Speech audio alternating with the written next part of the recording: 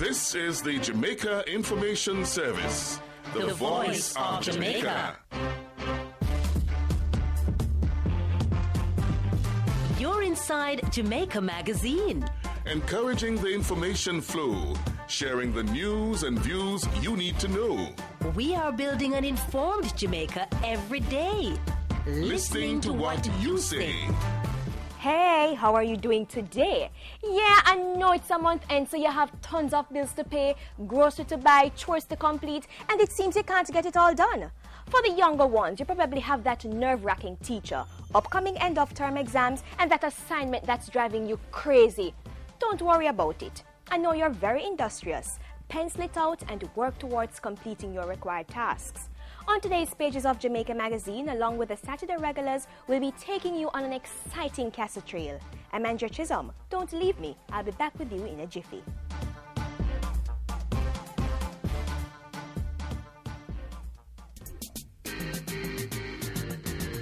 Stand up and get in the race. I can become the master of my destiny. Step up your stride, make we work like a harder. Do it like Veronica, more than a supper. We can rise above the challenges and shine. Was with passion in your heart. Make a plan and stop all the idling. You think I saw? We reach a the edging. I can, you can. Like our Olympians, every Jamaican can. So it's time to ease your mind, revive your body, and thrill your soul. Journey with us to 3 heritage sites, or castles if you wish, in the parishes of St. Catherine and St. Anne. This is Taina country. This is Rasta country. This is Aki country. Jerk country. Wood country. Water country. This is diverse country, a place where 4 cultures and some met and melded, concocting a never-ending potpourri of adventures. Here's the story of the British 5-star Army General. For uprooting the lands formerly known as Jamaica from under the Spanish, major generals of the British Army that invaded Jamaica in 1655 were presented with hefty land parcels as reward. The vast acreage doled out to one Colonel John Colbeck, who, after the heist, retired to a placid life as House Speaker, is situated just outside Old Harbour in St. Catherine. He was granted over 1,000 acres here. The memory of many of the army men who got lands as laurels lives on through their names, which are today mostly attached to a mere morsel of the original lot.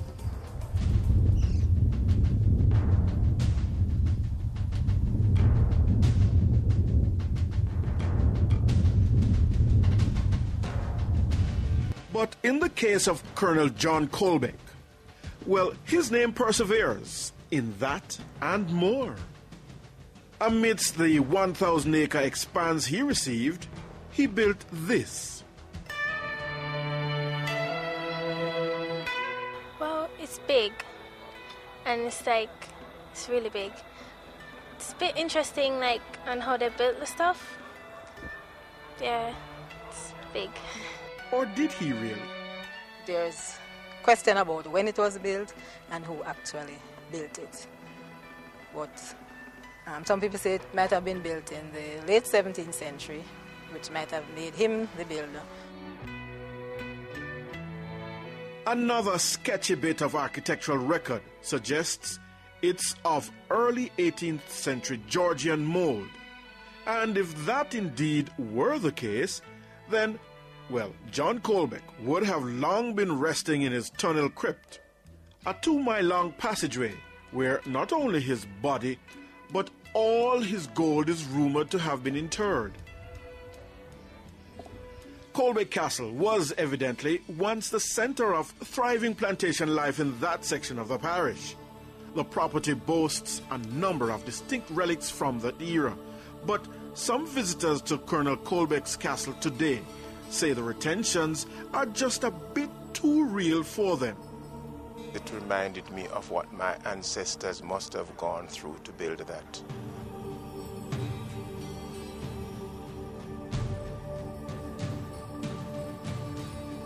some of them would have died. I just feared this morning I was walking on their blood. However, there are many today who regard Colbeck's castle and plantation beyond its historic daily grind. The structure, they reckon, has refused to allow time to belie its grandeur. You get that space of ballrooms, of a whole different kind of lifestyle. I just thought of the food layout in there, you know, a lot of pork and a lot of chicken and a lot of goat, and I just thought of, you know, big parties. Wow, I just like to live there. I think it's an incredible site. If you notice, we had that beautiful breeze up there. Yeah, man, I'd live there. If the facade still allowed, one could enjoy an expansive view of Old Harbour Bay, 4 miles away from the castle's second floor. Its height, it said, was an armament against sea-based ambush from English enemies. Unlucky were the Spaniards not to have discovered and built their own fort at Colbeck first. Don't you think?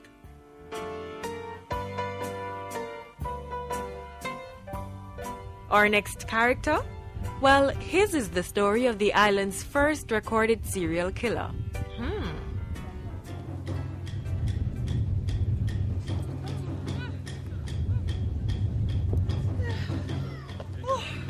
It was a bit steep to go up.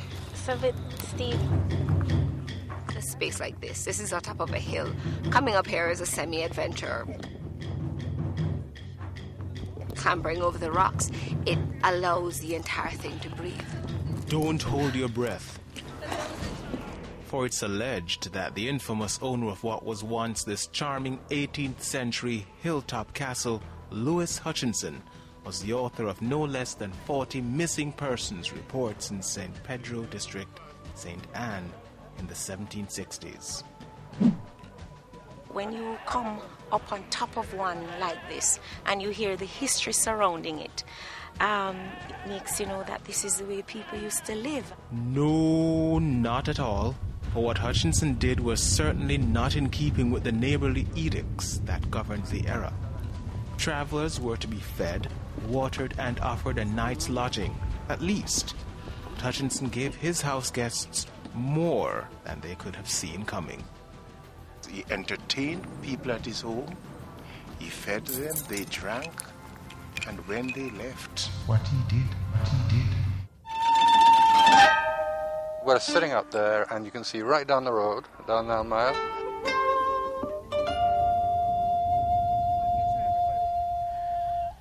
There are holes with a line of sight leading directly for the road. And you can see exactly how I'd be looking out the turret, taking a bead on some unsuspecting guy on his horse. Peep through the hole, fire at them with his gun. And shooting him. He killed them. What was it, 42 people he killed that we know of? They found 43 watches here. And that's the persons he had killed. What a very sad story. I get shivers. I just cannot imagine, you know, what went on up there. I have heard the stories, but I just cannot imagine that somebody could really sit down and orchestrate such things. So I am kind of, you know, woozy when I visit there. Louis Hutchinson would commit the crime 2 more times on his way to the scaffold, once in a feud over Edinburgh's boundary lines. It would appear Louis himself lived his life on the edge. It's reckoned he was a nutcase, haunted by ghosts from a tumultuous childhood. Since Hutchinson's ghastly acts, Edinburgh Castle has fashionably caved in on itself.